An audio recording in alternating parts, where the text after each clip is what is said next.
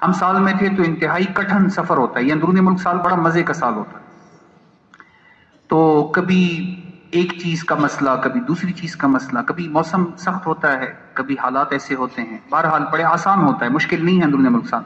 اب تو ماشاءاللہ بڑے اچھے اچھے لوگ سہولت میں زندگی گزارنے والے لوگ لگا رہے ہیں، ہم تو عام لوگ ہیں.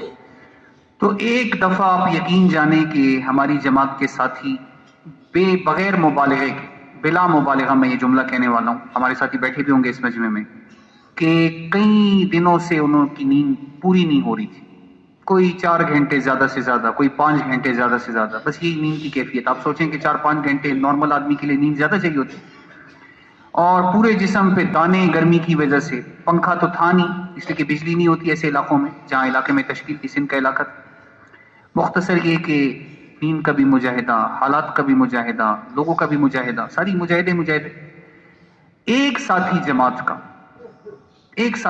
کا بہت دل برداشتہ، دل میں اپنے ساتھ نا، مجھے پھر پتہ چلا تو ایک ساتھی دل میں یہ، اے باری تعالیٰ اتنا سخت امتحان کہ اب تو برداشت سے باہر ہو رہی ہے بات.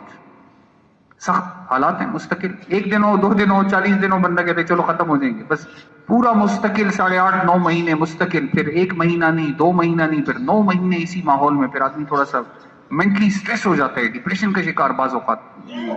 تھوڑا اللہ سے مانگنا ہوتا ہے چونکہ امت کا مسئلہ ہے. تو ایک ساتھی ہماری جماعت کی خدمت میں حاضر ہو. امیر صاحب سے کہا، امیر صاحب میں کچھ بات کرنا چاہتا ہوں، آپ جماعت کو جمع کریں. ہمارے امیر صاحب بڑے خوبصورت امیر صاحب، نرم آدمی. انہوں نے کہا جی ہمارے ساتھی تو 5-5 6-6 گھنٹے گشت سے آئے ہوتے ہیں اس وقت، اور اس وقت بیچارے دم بخود ہوتے ہیں، بے حال ہوتے ہیں، نڈھال ہوتے ہیں. نیند بھی نہیں ہوتی، پوری رات مچھر ہیں، سانپ ہیں، موقع نہیں مل رہا، اور دوپہر میں بجلی نہیں ہے تو یہ تھوڑا سا سستا لے قیلولہ کی شکل میں، تو یہ بھی بس ان کی نیند کا حکم پورا ہو جائے گا. میں نے کہا جی میں کچھ ضروری بات کرنا چاہتا ہوں. بہرحال امیر صاحب نے ایک ساتھی کو ہمارے سارے ساتھیوں کے پاس بھیجا کہ جی تھوڑی دیر کے لیے ساتھی تشریف لیں، مہمان آئے ہیں، کچھ بات کرنا چاہتے ہیں ضروری، آپ آ جائیں سارے. ہم سمجھے نصرت والے آتے رہتے ہیں ویسے. ساری جماعت جمع ہو گئی. انہوں نے کہا جی میں یہاں کا باشندہ ہوں، ایک علاقہ بتایا قریب کا، میں کل سکھر مرکز سے آیا، میں بھی نقد سال کے لیے میرا ارادہ ہے، تیار ہوں، لیکن جماعت نہیں بن رہی میرے ساتھ. تو سندھ کا ذرا کام کمزور ہے. تو انہوں نے فرمایا کہ میں کل رات تک مرکز میں تھا، حضرات کے ساتھ مشورے، ٹیلی فون، گشتیں، لیکن کوئی جماعت کی صورت نقد نہیں ہے. میں بس اکیلا ہی تیار ہوں پورے ضلع سے، پورا سکھر مرکز سے. تو نواب شاہ کا اجتماع بھی قریب تھا. انہوں نے کہا جی پھر آخری بس صورت یہ ہوگی کہ پھر اجتماع سے جماعتیں نکلیں گی، پھر اسی سے میں نکلوں گا. پھر ہمیں پتہ نہیں چلا کہ وہ نکلے یا نہیں نکلے، لیکن بہرحال وہ نوجوان بڑا خوبصورت، سر پہ پگڑی باندھی ہوئی. تو انہوں نے کہا جی میں رات جب آیا تو بڑا مایوس اندر سے، ٹوٹا ہوا. بیوی نے کھانا رکھا، میں نے کھانا بھی نہیں کھایا، خفگی میں. آدمی جب طبیعت خود پہ بوجھ ہو پھر کھانا مانا نہیں یاد رہتا.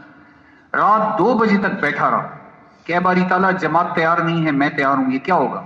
دل کے اندر فکر. تو اسی اسنا میں میری آنکھیں لگ گئی، دیکھا تو 2 فرشتے ہیں، اور انہوں نے مجھ سے کہا کہ جی آپ 2 دعائیں مانگیں، اللہ جل جلالہ آپ کی دونوں دعاؤں کو قبول کریں گے.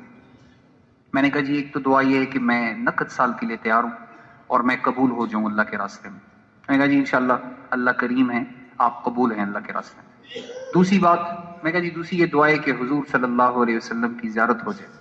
یہ سارا مجمع یہ چاہتا ہے ماشاءاللہ کہ حضور نبی کریم کی، یہ آپ کو میں پکی بات بتا رہا کہ آپ لوگ جب نکلیں گے اللہ کے راستے میں، زیارت نہیں ہوگی، زیارتیں ہوں گی، بار بار ہوں گی.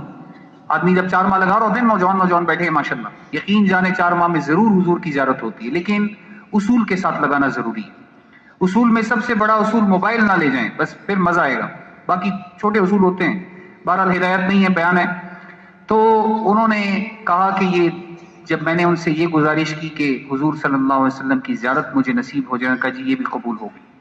اس کے بعد ان فرشتوں نے مجھے اٹھانا شروع کیا. یہ جو نیلا نیلا آسمان ہمیں نظر آتا ہے، کہتے ہیں کہ اس کی طرف مجھے لے کے گئے، اور اس آسمان کے اندر جو ہی میں داخل ہوا تو میں نے دیکھا کہ محلات ہیں، بڑے بڑے جیسے پیلیسز ہوتے ہیں، اس میں باغات ہیں، نعمتیں ہیں، خوبصورت رنگ برنگی چیزیں ہیں، جیسے ہم سنتے ہیں جنت کے بارے میں، وہ مناظر ہیں.